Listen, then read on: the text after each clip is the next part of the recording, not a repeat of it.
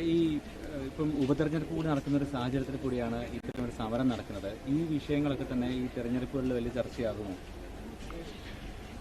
ഉപതെരഞ്ഞെടുപ്പും ഈ സമരവും തമ്മിൽ കാര്യമായ ബന്ധമൊന്നുമില്ല എന്ന് നിങ്ങൾക്ക് എല്ലാവർക്കും അറിവുള്ളതാണ്. തീർച്ചയായും സാമൂഹ്യ നീതിക്ക് വേണ്ടിയുള്ള എല്ലാ പോരാട്ടങ്ങളും അതുപോലെ നീതി നിഷേധങ്ങളും പ്രകടമായ വിഭാഗീകരണ ചിന്തകൾ ഉണർത്താനുള്ള പരിശ്രമങ്ങളും ഒക്കെയും തെരഞ്ഞെടുപ്പിൽ പ്രതിഫലിക്കും എന്നുള്ളത് വസ്തുതയാണ്. ഈ വിഷയത്തിൽ സർക്കാരിന്റെ ഭാഗത്തുനിന്ന് ഒരു അലംഭാവം ഉണ്ടായതായി കരുതുന്നു. സർക്കാരിന്റെ ഭാഗത്തു നിന്ന് അലംഭാവം ഉണ്ടായോ എന്ന് ചോദിച്ചാൽ ഈ ഇപ്പോൾ ഭരിക്കുന്ന സർക്കാരിൽ നിന്ന് മാത്രമല്ല, നമുക്കറിയാം ഇത് 1950 മുതൽ തുടങ്ങിയ വിഷയങ്ങളാണ്. 60കളിലെ പ്രശ്നങ്ങളുണ്ട്, 95ലെ ഭേദഗതിയുണ്ട്. പക്ഷെ ഇപ്പോൾ ഭരിക്കുന്ന സർക്കാർ ഈ മുനമ്പം ജനതയുടെ വികാരങ്ങളോ അവരുടെ അഭിപ്രായങ്ങളോ കേൾക്കാതെ ഒരു തീരുമാനമെടുത്തു എന്നുള്ളതാണ് ദുഃഖകരമായ കാര്യം. അതായത് ഇവരുടെ നികുതി സ്വീകരിക്കുന്നതിന് തടസ്സം സൃഷ്ടിക്കുകയും അതുപോലെ തന്നെ ഈ മുനമ്പൻ ജനത ഈ സമരരംഗത്തേക്ക് ഇറങ്ങുന്നതുവരെയും അവരുടെ ആവശ്യങ്ങൾ ന്യായമാണ് എന്ന രീതിയിലുള്ള പ്രതികരണങ്ങൾ ഉണ്ടായില്ല എന്നുള്ളതാണ് ഈ സർക്കാരിന്റെ ഭാഗത്ത് നിന്ന് വന്ന വീഴ്ച. എന്നാൽ അത് പരിഹരിക്കാൻ ബഹുമാനപ്പെട്ട മുഖ്യമന്ത്രി തന്നെ മുൻകൈയെടുക്കുന്നതിൽ ഞങ്ങൾക്കെല്ലാവർക്കും സന്തോഷമുണ്ട്, ഞങ്ങൾക്ക് വലിയ പ്രതീക്ഷയുണ്ട്.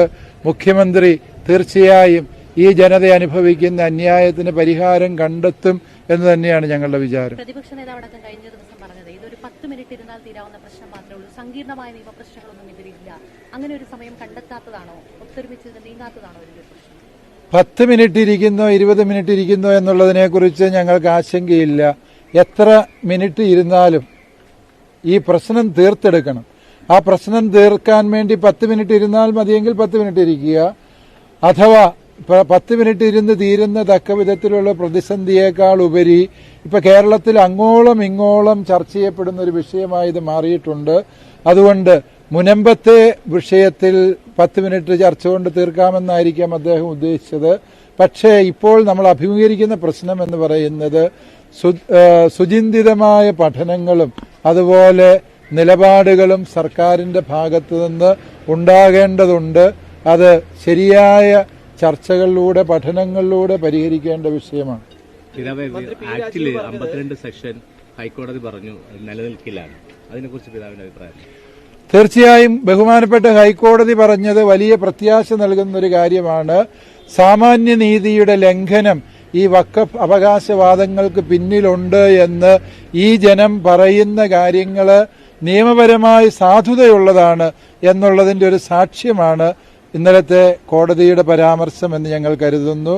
അത് ഈ കഷ്ടത അനുഭവിക്കുന്ന അനീതി അനുഭവിക്കുന്ന ജനതയ്ക്ക് ലഭിക്കാൻ പോകുന്ന നീതിയുടെ വിജയത്തിന്റെ ഒരു നാന്ദിയാണ് എന്ന് ഞാൻ വിചാരിക്കുന്നു. ഈ പ്രശ്നം രാഷ്ട്രീയ പരിഹാരം ഇതിനില്ല, അതിന് നിയമപരമായ പരിഹാരമാണ് വേണ്ടതെന്നാണ് മന്ത്രി പി രാജീവ് കഴിഞ്ഞ ദിവസം പറഞ്ഞത്. അതായത് നിങ്ങൾ ആവശ്യപ്പെടുന്നത് പോലെ അല്ലെങ്കിൽ എല്ലാവരും ആവശ്യപ്പെടുന്നത് പോലെ പലരും ആവശ്യപ്പെടുന്നത് പോലെ ഒരു വഖഫ് നിയമ ഭേദഗതി ബില്ല് ആവശ്യമായിട്ട് വരികയാണ്. വഖഫ് നിയമ ഭേദഗതി ബില്ല് കേന്ദ്ര സർക്കാർ കൊണ്ടുവരുമ്പോൾ അതിന്റെ വിശദാംശങ്ങളെക്കുറിച്ച് തീർച്ചയായും മുസ്ലിം സമൂഹത്തിനുള്ള ആശങ്കകൾ പരിഹരിക്കണം. അതിനെക്കുറിച്ച് ഞങ്ങൾക്ക് ആർക്കും അഭിപ്രായാന്തരങ്ങളില്ല.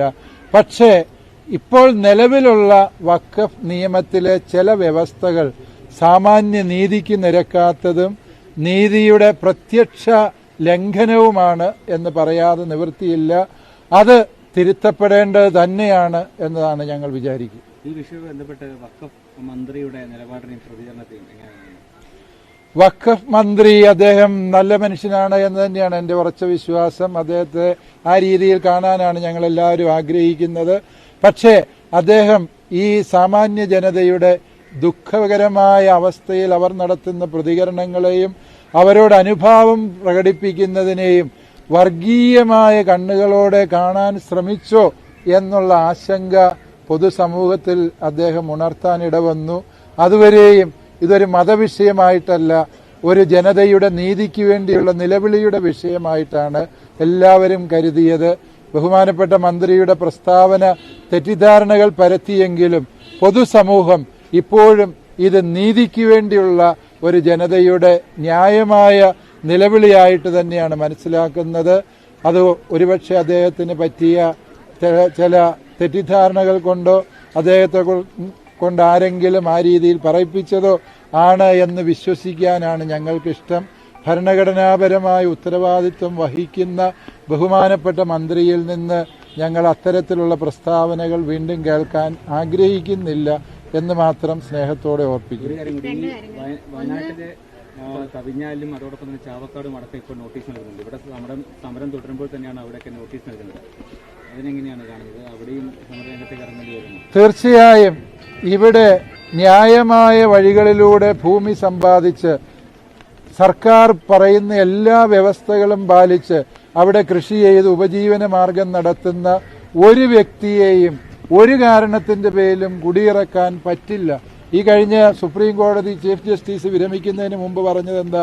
അങ്ങനെ ഏകപക്ഷീയമായി ആർക്കും സ്വകാര്യ ഭൂമിയിൽ കയ്യേറ്റം നടത്താൻ അവകാശമില്ല എന്ന ആ ഒരു സുപ്രധാന വിധിയെയും കൂടി മനസ്സിൽ വെച്ചുകൊണ്ട് നമുക്ക് പറയാൻ സാധിക്കും, ഇത് തികച്ചും അന്യായമായ ഒരു നിലപാടാണ്. അത് ചാവക്കാടായിക്കോട്ടെ, തവിഞ്ഞാലിലായിക്കോട്ടെ, തളിപ്പറമ്പിലായിക്കോട്ടെ, ആ കഷ്ടത അനുഭവിക്കുന്ന സമൂഹത്തിന്റെ ഒപ്പം ജാതിയോ മതമോ വർണ്ണവർഗ ചിന്തകളോ കൂടാതെ ഈ പൊതുസമൂഹമുണ്ടാകും, അവർക്കൊപ്പം കത്തോലിക്ക സഭയുമുണ്ടാകും എന്ന കാര്യത്തിൽ ആർക്കും തർക്കം വേണ്ട. ഈ പ്രശ്നത്തെ വ്യാപകമാക്കിക്കൊണ്ട് എല്ലാവരെയും ഭീതിയുടെ നിഴലിൽ ആഴ്ത്താമെന്ന് ആരും തെറ്റിദ്ധരിക്കുകയും വേണ്ട. 2013 ശേഷമാണ് ഭേദഗതി ഉണ്ടായിട്ടുള്ളത്. അത് ഈ പറയുന്ന ചാവക്കാടിനും വയനാടിനും ഒക്കെ ബാധകമാണ് താനും. ഇപ്പോൾ അതായത് വഖഫ് കൈവശം വയ്ക്കുന്നത് ക്രിമിനൽ കുറ്റമാണ് എന്നുള്ള ഭേദഗതി വന്നതിന് ശേഷമാണ്. മറ്റൊന്ന് വഖഫിന്റെ നിയമം അനുസരിച്ചിട്ട് 3 വർഷത്തിനുള്ളിൽ, അതായത് വഖഫ് ഭൂമിയാണ് എന്ന് പറഞ്ഞു കഴിഞ്ഞാൽ 3 വർഷത്തിനുള്ളിൽ ക്ലെയിം ചെയ്യണമെന്നൊരു നിയമം. ഈ രണ്ടും മുൻപത്തിന്റെ കാര്യത്തിൽ നടന്നിട്ടില്ല. അതായത് രണ്ടും അസാധുവായി പോകുന്നൊരു സാഹചര്യമുണ്ട്. ഇത് മനസ്സിലാക്കാത്തത് സർക്കാരിനാണോ അത് മനസ്സിലാക്കാൻ ശ്രമിക്കാത്തതാണോ എന്നുള്ളതാണ്. മുനമ്പം ഭൂമി വഖഫിന്റെ ഭൂമിയല്ല എന്ന് പറയാനുള്ള രാഷ്ട്രീയപരമായ ഇച്ഛാശക്തി ഭരണകൂടം ആർജിച്ചു കഴിഞ്ഞാൽ ഇത് പ്രതിപക്ഷ നേതാവ് പറഞ്ഞ പോലെ 10 മിനിറ്റ് വേണ്ട, 1 മിനിറ്റ് കൊണ്ട് തീരാവുന്ന പ്രശ്നമേ ഉള്ളൂ. അതിനുള്ള രാഷ്ട്രീയ ഇച്ഛാശക്തി വോട്ട് ബാങ്ക് രാഷ്ട്രീയം മറന്നുവെച്ചുകൊണ്ട് ഇവിടെ നേതാക്കൾ സ്വീകരിക്കേണ്ടതുണ്ട്. ചിലരൊക്കെ അതിന് ന്യായീകരണമായി പറയുന്നത് അവിടെ വരുന്ന പുരോഹിതർക്ക് പലർക്കും ക്രിസ്തുവിന്റെ ഭാഷയല്ല എന്ന് പോലും പറയുകയുണ്ടായി. തീർച്ചയായും ഞങ്ങൾ സംസാരിക്കുന്നത് ക്രിസ്തുവിന്റെ ഭാഷയാണ്. ക്രിസ്തു ഇന്ന് മനുഷ്യനായി ഈ മണ്ണിലുണ്ടായിരുന്നുവെങ്കിൽ സത്യമായും അവിടുന്ന് ഈ സമരപ്പന്തലിൽ വരുമായിരുന്നു എന്നും ഈ മുനമ്പൻ ജനതയ്ക്കൊപ്പം സത്യാഗ്രഹമിരിക്കുമായിരുന്നു എന്ന കാര്യത്തിൽ ആർക്കെല്ലാം സംശയമുണ്ട് എങ്കിലും ക്രിസ്തുവിനെ ധ്യാനിക്കുന്ന ഞങ്ങൾക്ക് സംശയമില്ല എന്ന് പ്രസ്തുത നേതാവിനെ ഓർമ്മിപ്പിക്കാൻ ഞങ്ങൾ ആഗ്രഹിക്കുന്നു. ഈ UDF-ഉം LDF-ഉം ഒരുപോലെ പറയുന്നത് ഇവിടെ ഈ മുനമ്പം വിഷയത്തിൽ BJP വർഗീയമായി മുതലെടുക്കാൻ ശ്രമിക്കുന്നു എന്നുള്ളതാണ്. അങ്ങനൊരു അഭിപ്രായമുണ്ടോ? BJP വർഗീയമായി മുതലെടുക്കാൻ ശ്രമിക്കുന്നു എന്ന് പറയുമ്പോൾ തന്നെ ഇത് ഉന്നയിക്കുന്നവരുടെ ഇരുപക്ഷത്തുമുള്ളവരുടെ ഭാഗത്ത് വീഴ്ചയുണ്ടെന്ന് വ്യക്തമല്ലേ? കാരണം അങ്ങനെ ഒരു മുതലെടുപ്പിന് ആരെങ്കിലും ശ്രമിക്കുന്നു എന്ന് മനസ്സിലാക്കി മുൻകൂട്ടി ജനതയ്ക്ക് നീതി നടപ്പിലാക്കി കൊടുക്കേണ്ട ഉത്തരവാദിത്വത്തിൽ വീഴ്ച വരുത്തി എന്നുള്ളതിന്റെ ഒരു കുറ്റസമ്മതമായി മാത്രമേ ഞങ്ങൾ അതിനെ കാണാൻ ശ്രമിക്കുന്നുള്ളൂ. ഞങ്ങൾക്ക് ഈ വിഷയത്തിൽ രാഷ്ട്രീയമില്ല. അത് ഇടതുപക്ഷമോ വലതുപക്ഷമോ അല്ലെങ്കിൽ കേന്ദ്രം ഭരിക്കുന്ന കക്ഷിയെന്നോ ഉള്ള ചിന്താഗതി ഞങ്ങൾക്കില്ല. ഞങ്ങൾക്ക് വേണ്ടത് ഇവിടെ കഷ്ടത അനുഭവിക്കുന്ന ജനതയ്ക്ക് നീതി ലഭിക്കണം എന്നുള്ള ചിന്ത മാത്രമേ ഉള്ളൂ.